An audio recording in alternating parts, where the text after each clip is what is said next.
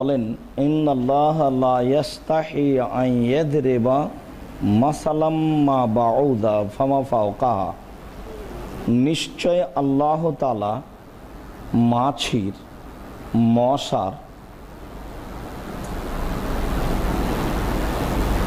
দৃষ্টান্ত বর্ণনা করতে লজ্জা করেন না। মশা মাছির উদাহরণ পেশ করবেন আল্লাহ কেন? আল্লাহু আকবার, আল্লাহ সবচেয়ে বড়, মিন কুল্লি শাই, সব কিছুর চেয়ে বড়। আল্লাহু আকবার, আল্লাহ সব কিছুর চেয়ে বড়। সাত জমিনের উপরে সাত আকাশ, সাত আকাশের উপরে আরশ, আরশের উপরে আল্লাহ তার গতিতে আসন গ্রহণ করে থাকেন। তার জন্য যা সাজে আমার আপনার মতো নয়। আরশ যত বড়, আল্লাহ তাআলা তার চেয়ে অনেক অনেক অনেক বড়। আল্লাহ কত বড় তা মানুষ জানে না, তবে আল্লাহ তাআলার নবী সর্বদা মানুষের স্মরণে যা বলেছেন তা হলো আল্লাহু আকবার, মানে আল্লাহ সবচেয়ে বড় মিন কুল্লি শাই, সব কিছু থেকে। যার জন্যই বলেছিলাম, মনে আছে যে মেহরাবের একদিকে আল্লাহ আর একদিকে মোহাম্মদ, এই ন্যাক্কারজনক নোংরা কাজটি করা নেহায়াত অন্যায়। যাদের আকীদা নষ্ট তারা এই কাজ করে থাকে। লিখা ঠিক নয়, লিখতেই যদি হয় তাহলে থাকবে একদিকে আল্লাহ আর একদিকে থাকবে আকবার, তাহলে হলো আল্লাহ আকবার, আল্লাহ সবচেয়ে বড়। সালাত আদায় করে হাফেজ সাহেবকে বললাম, হাফেজ সাহেব মেহরাবের ডান দিকে আছে আল্লাহ আর বাম দিকে আছে মোহাম্মদ, কেমন হয়েছে? বলে ভালোই তো, অনুবাদ করেন তো। আল্লাহ হলেন মোহাম্মদ ডান দিক থেকে, বাম দিক থেকে মোহাম্মদ হলেন আল্লাহ, আল্লাহ মোহাম্মদ, মোহাম্মদই আল্লাহ, কেমন হচ্ছে? ভালোই তো। তো এবার মোহাম্মদ সরিয়ে দিয়ে আকবার লিখেন, ডান দিক থেকে অনুবাদ করেন আল্লাহ হলেন সবচেয়ে বড়, বাম দিক থেকে অনুবাদ করেন সবচেয়ে বড় হলেন আল্লাহ, কেমন হলো? ভালোই তো। আহারে, সবই যদি ভালো হয় তাহলে ঠিক বেঠিক কোনটা? এই কথা বলার পরে আপনাদেরকে আমি বলেছিলাম শুধু হিফজখানা খুলবেন না। হিফজখানা কোনো প্রতিষ্ঠান নয়, হিফজখানা শাখা প্রতিষ্ঠান হতে পারে। কোরআন হাদিসের উন্নত মানের ব্যবস্থা করবেন, তার সাথে একটা আংশিক প্রতিষ্ঠানে হিফজখানা রাখবেন। পৈতৃক সম্পত্তি, নিজের টাকা পয়সা ধরে রাখার জন্য বাপের নামে একটা হিফজখানা খুলবেন, ভুল হিসাব। এই হিসাব ঠিক নয়। হাফিজ কোরআন মাজিদের ভালো মন্দ কিছু বুঝে না, নইলে তার কাছে সবটাই সমান কেন? অথচ দুইটা বাক্যের মধ্যে আকাশ জমিন, কোনো সময়তায় নাই। আকাশ জমিন পার্থক্য বললে ভুল হবে, কোনো সমতাই নেই। এই বাক্যই হারাম। আল্লাহ মোহাম্মদ কোনো বাক্য হয়, এই বাক্যই হারাম। যাদের আকীদা নষ্ট তারা এই কথা বলে। যারা বলে যে আল্লাহ সমস্ত অর্থ সম্পদ ক্ষমতা মোহাম্মদকে দিয়েছে, দিয়ে চলে গেছে, তারপরে মোহাম্মদ সাল্লাল্লাহু আলাইহি সাল্লাম সব অর্থ সম্পদ ক্ষমতা খাজা মঈনুদ্দিন চিশতিকে দিয়ে চলে গেছে। আর খাজা মঈনুদ্দিন চিশতি ভারতের লোককে দিয়ে গেছে। যারা এইসব ধারণা রাখে তারা এটা লিখে, আর যারা লিখে অনেকে তারা তো বুঝে না কিভাবে এসেছে কিভাবে যায়, ওরা তো খায় আর থাকে।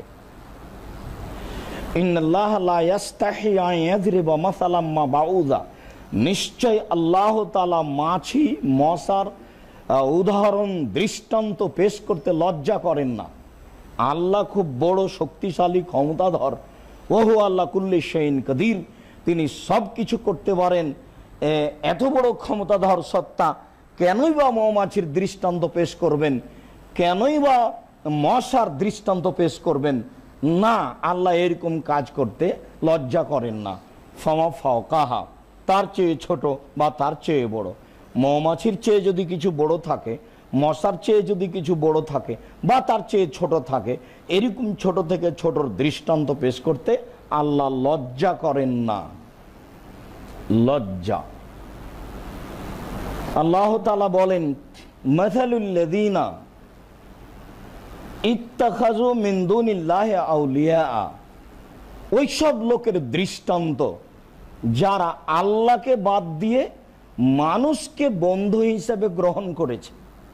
মানুষ কিছু করতে পারে বলে মনে করে, যারা আল্লাহকে ছেড়ে দিয়ে মানুষকে বিপদ আপদে বাঁচাতে পারে বলে সুবিধাবাদী ব্যক্তি হিসেবে গ্রহণ করেছে, ওদের উদাহরণ হচ্ছে মাসালুল আনকাবুত, মাকুড়সার মতো। ইত্তেখাদাত, মাকুড়সা তৈরি করেছে বাইতান, ঘর। ওয়াইন্নে আওহানাল বয়ুতে লা বাইতুল আনকাবুত, পৃথিবীতে সবচেয়ে দুর্বল, সবচেয়ে ওয়াকেজো, সবচেয়ে অচল বাড়ি হলো মাকুড়সার বাড়ি, মাকুড়সার ঘর। একথা আল্লাহ বলছে। মাকুড়সার ঘরে কি করতে পারে, ও দিয়ে কি হতে পারে?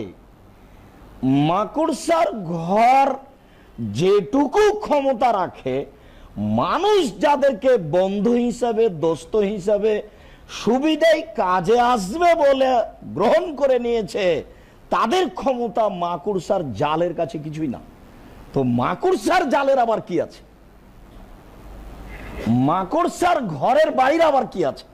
আল্লাহ তাআলা বলছেন যে ওয়াইন্না আওহানাল বয়ুতে লা বাইতুল আনকাবুত, পৃথিবীতে যত প্রাণীর ঘর আছে, যত প্রাণী আছে, সে ক্ষুদ্র থেকে ক্ষুদ্র, মাটিতে ও পানিতে, বড় থেকে বড়, পৃথিবীতে যত প্রাণী রয়েছে প্রত্যেকটা প্রাণীর ঘর আছে।